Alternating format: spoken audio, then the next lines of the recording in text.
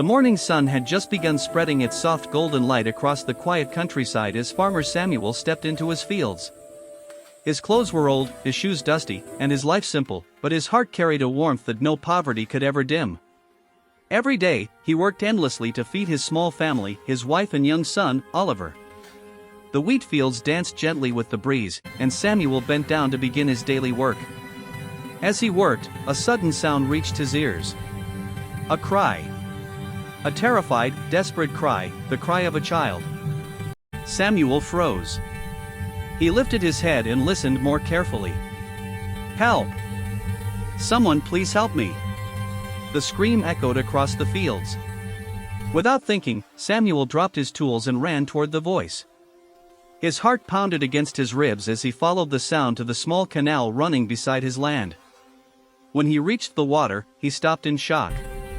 A young boy, no more than 10, was caught in the strong current, his arms splashing helplessly. His head dipped under the water, rising only to scream again. Samuel did not hesitate. Into the cold water. The current pulled hard, but he pushed forward, breath after breath. Finally, he reached the boy, grabbed him by the arm, and struggled back toward the bank. After several tiring moments, he pulled the boy safely onto the shore. The child coughed violently, water pouring from his mouth. His body trembled in fear and cold. Samuel held him upright. "You're safe now," he said gently. The boy caught his breath and whispered, Thank you for saving me." "What is your name, son?" Samuel asked. The boy replied softly, "Alexander." "Alexander Fleming." Samuel smiled warmly. Little did he know how important that name would become in history. After a few more minutes, the boy stood up and ran home. Samuel returned to his work, unaware that a single act of kindness had already begun shaping the future of the world. Samuel walked to the mansion of the wealthy landowner, Lord Andrew Fleming, Alexander's father. Samuel had no idea that the boy he saved came from such a rich family. When he was led inside, Samuel found Lord Fleming standing beside Alexander. The boy immediately ran forward and pointed at Samuel. "Father! This is the man. He saved me from drowning." Lord Fleming's eyes softened, and he moved forward with deep gratitude. "Sir," he said, taking Samuel's rough hands into his own, "you saved my son Alex from certain death. I owe you a debt I can never repay." Samuel bowed his head. "I only did what any man with a heart would do." "No," Lord Fleming said firmly. "Not everyone risks their life for a stranger. Please, tell me what you want. Money? New land? A house? Anything you ask, I will give." But Samuel shook his head. "Kindness is not for sale, sir. I don't want anything. I only did what was right." Lord Fleming insisted many times, but Samuel refused every offer. Finally, Lord Fleming said, "Very well. But remember, my home is open to you for any help you ever need." "Any." Samuel nodded humbly and returned home. A year later. Time passed.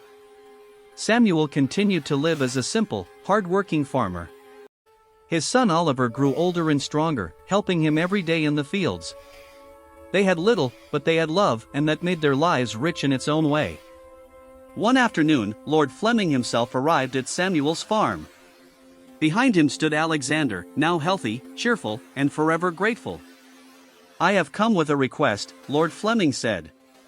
"Your son Oliver, he is bright, determined, and curious. Does he want to study?"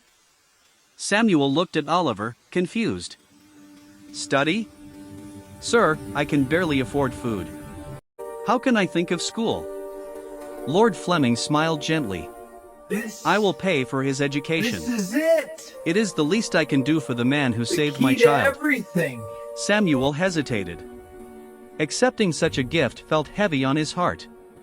But Oliver looked at him with hope sparkling in his eyes, the kind of hope a father cannot break. After a long silence, Samuel nodded. "If it is truly your wish, then I will not refuse." And so, Oliver's life changed. He went to school, then to a better school, then to a city college. He loved science, especially how small things could create big miracles. His teachers praised his curiosity and discipline. Meanwhile, Alexander Fleming, the boy who had once cried for help in the canal, also grew up. He had never forgotten Samuel's bravery and kindness. As he got older, Alexander became fascinated with medicine. He wanted to save lives, the way his own life had been saved. Years later, fate brought Oliver, the farmer's son, and Alexander, the rescued boy, together again. Both were adults now, both studying science, both inspired by the same act of kindness. They worked side by side many times, sometimes sharing ideas, sometimes encouraging each other during failure. The discovery that changed the world. One morning, in a small laboratory cluttered with glass dishes, Alexander Fleming made a surprising discovery.